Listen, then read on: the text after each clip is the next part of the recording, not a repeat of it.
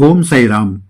साई सानिध्यात राहिलेले मोरेश्वर प्रधान यांच्याबाबत आपण या अगोदर श्री साई चरित्रमधून वाचलेच आहे आणि आम्ही सुद्धा त्यांचे अनुभव व्हिडिओमधून सांगितले आहेत. श्री साईबाबा त्यांना प्रधान म्हणून हाक न मारता परधान म्हणून हाक मारित असत व त्यांच्या पत्नीस आई या नावाने हाक मारित असत. या व्हिडिओमध्ये त्यांचे आणखी काही अनुभव आपणास सांगत आहे. हे अनुभव शिर्डी संस्थांच्या साईलीला मासिकात 1933 मध्ये छापले होते. या अनुभवांचे विशेष असे की मोरेश्वर प्रधान यांच्या मुलाच्या आजारपणात बाबांनी स्वप्नदृष्टांतद्वारे कसे सांभाळले यांचे हे अनुभव आहेत. श्री साईबाबांनी समाधी घेतल्यानंतर जास्तीत जास्त साई भक्तांना त्यांनी स्वप्नाद्वारे मार्गदर्शन केले आणि आजही ते करत आहे. ही स्वप्ने किती सत्य असतात त्याची माहिती आपणास हे अनुभव ऐकल्यावर समजून येईल. अनुभव सांगण्या अगोदर आपणास विनंती आहे की आपण जर हे चॅनल सबस्क्राईब केले नसेल तर जरूर करावे आणि व्हिडिओ शेअर करावेत. मोरेश्वर प्रधान लिहितात, श्रीयुत बाबासाहेब तळखड यांना नमस्कार. आपणास ठाऊकच आहे की माझा मुलगा सुमन 24 सप्टेंबर 1933 रोजी तापाने आजारी झाला. 18 ऑक्टोबर रोजी त्याची तब्येत आणखी चिंताजनक झाल्याने त्याला डॉक्टर मुलगावकरांच्या नर्सिंग होममध्ये ॲडमिट केले. या नर्सिंग होममध्ये आम्ही तिघे कोणत्या मानसिक स्थितीत 2-2.5 महिने होतो हे आपणास माहीतच आहे. मात्र बाबांनी स्वप्न दृष्टांताद्वारे आमचा कसा सांभाळ केला ते आपणास लिहून कळवित आहे. सुमन ॲडमिट होण्या अगोदर जेव्हा घरी आजारी होता तेव्हा त्याला पहिले स्वप्न पडले. ते असे. स्वप्नात त्याने पाहिले की आमच्या घराच्या दरवाजावर एक फकीर आला आहे. ते अंथरुणावर झोपलेल्या सुमनला म्हणाले, मला भाकरी आणि मेथीची भाजी आणून दे. ते ऐकून सुमन म्हणाला, मी कसा उठू, मला उठता येत नाही. तेव्हा फकीरूपी साईबाबा म्हणाले, तुझी ही सबब नको, मी साईबाबा आहे, माझ्या आईला बोलव. तेव्हा सुमनला खात्री झाली की ते साईबाबाच आहेत, कारण देहधारी असताना सुद्धा बाबा सुमनच्या मातृश्रींना आहे अशीच हाक मारित होते. तेवढ्यात सुमनची आई तेथे आली आणि तिने येताना एका ताटात 5 भाकरी आणि एका ताटात मेथीची भाजी आणली. बाबाने एका हातात त्या भाकऱ्या घेतल्या आणि भाजी त्या भाकरीवर घालायला सांगितली. सुमनच्या आईने तसे केल्यावर बाबांनी ती भाजी भाकरी खाल्ली. त्यांना ती खूप आवडली. सुमनने आणि त्याच्या आईने बाबांच्या पाया पडल्या. तेव्हा बाबांनी कपनीमधून कुंकू काढले आणि आईच्या कपाळी लावले. नंतर कपनीच्या खिशातून 3 रुपये काढून त्यातील 2 रुपये सुमनच्या आईला दिले. आईने ते उरलेले 1 रुपया सुद्धा मागितला. तेव्हा बाबा म्हणाले, तो 1 रुपया आज देत नाही, आणखी 15 दिवसांनी देईन. पण आईने तो द्यावा म्हणून हट्टच केला. शेवटी बाबांनी तो उरलेला रुपया सुद्धा तिला दिला. मग परत आईने बाबांच्या पाया पडल्या. तेव्हा बाबांनी आपल्या डोक्याचा रुमाल काढला आणि तो आईच्या डोक्यावरून 3 वेळा फिरवला.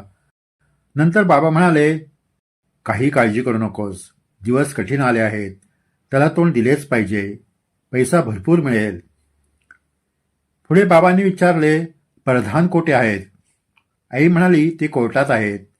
बाबा म्हणाले, ठीक आहे, मी त्याला तेथे जाऊन भेटतो. असे म्हणून ते निघून गेले आणि सुमन स्वप्नातून जागा झाला. जागा झाल्यावर सुमनने आम्हाला ते स्वप्न सांगितले. स्वप्न पडल्यानंतर 20-25 मिनिटाने डॉक्टर शामराव नवलकर सुमनला भेटायला आले. त्यांना कोणीतरी सांगितले होते की सुमन आजारी आहे. त्यांनी सुमनला तपासले आणि त्यास ग्लुकोज देण्यास सांगितले. सुमनवर उपचार करणारे डॉक्टर त्यावर कोणतीही हरकत घेणार नाही असे ते म्हणाले. त्याप्रमाणे आम्ही सुमनला ग्लुकोज देण्यास सुरुवात केली. त्यामुळे त्याला बराच आराम मिळाला. बाबा स्वप्नात येऊन गेल्यानंतर डॉक्टर नवलकरांची असे अचानक येणे ही बाबांचीच कृपा होती. तसेच या स्वप्नाचा अर्थ आम्हाला पुढील स्वप्नावरून समजून येऊ लागला. त्याच रात्री सुमनची आई छोटूबाईला एक स्वप्न पडले. स्वप्नात छोटूबाई काळजीत बसल्या होत्या. तेव्हा बाबा तिच्याकडे आले आणि म्हणाले, अगं, अशी काळजी काय करत बसली आहे? हे तर काहीच नाही, पुढील महिना तर फार कठीण आहे. एवढे सांगून ते स्वतःच म्हणाले, उसमे क्या आहे? त्यांच्या या सांगण्यावरून छोटूबाई समजून गेल्या की पुढचा महिना कठीण असला तरी बाबा त्यातून निभावून नेतील. मग तिचे स्वप्न संपले. सुमनला पडलेले स्वप्न आणि त्याच रात्री त्याच्या आईस पडलेले स्वप्न हे एकमेकांचे संबंधित होते असे लक्षात येऊ लागले. पुढे सुमनची तब्येत चिंताजनक झाल्याने त्यास 18 ऑक्टोबर रोजी नर्सिंग होममध्ये ॲडमिट केले. ज्या दिवशी सुमनला ॲडमिट केले त्याच दिवशी रात्री छोटूबाईला स्वप्न पडले. स्वप्नात तिला सुमनला ज्या रूममध्ये ॲडमिट केले ती रूम दिसली. त्या रूममध्ये देवांचे गण हवेत तरंगताना दिसले आणि त्यांच्या मधोमध श्री साईबाबा उभे असलेले दिसले.